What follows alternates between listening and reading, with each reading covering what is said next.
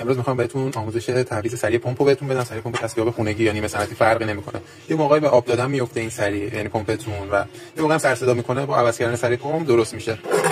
دو تا زانو پمپ داریم که اینا رو باید شل کنیم. اول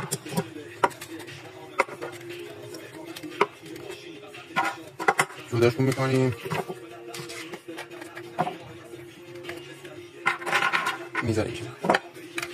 نکنید سریع پمپ 6 تا پیچ داره که سه تا روی سریع پمپ جدید هست، اون سه تا که نداره، یعنی این سه تا پیچا رو باید باز کنیم. به بقیه پیچا دست نمیزنیم. این سه تا پیچو باز کنیم تا این سریش خودش در اومد. یه موقع اگه میبینید جدا نمیشه صفر، میتونید دو سو بندازید زیرش درش بیارید.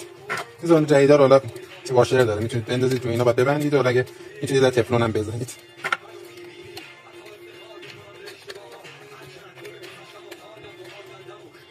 خب البته اینو با آچاری داره صفر کنید که آب نده. از صفرش نکردم. نکنید میره داخل این قشنگ دیگه فیت میشه.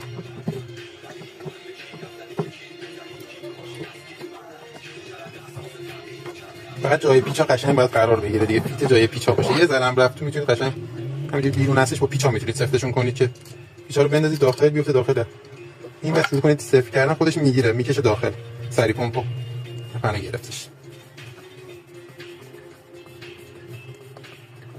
کامل صفر نکنید، صفتشو سعی کنید بندازید که چند رزوه صفتش کنید که همشون یکسان بره داخل.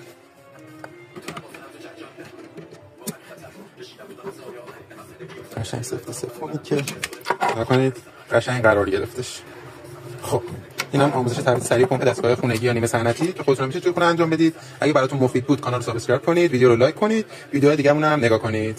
خیلی ممنون که همراهمون بودید.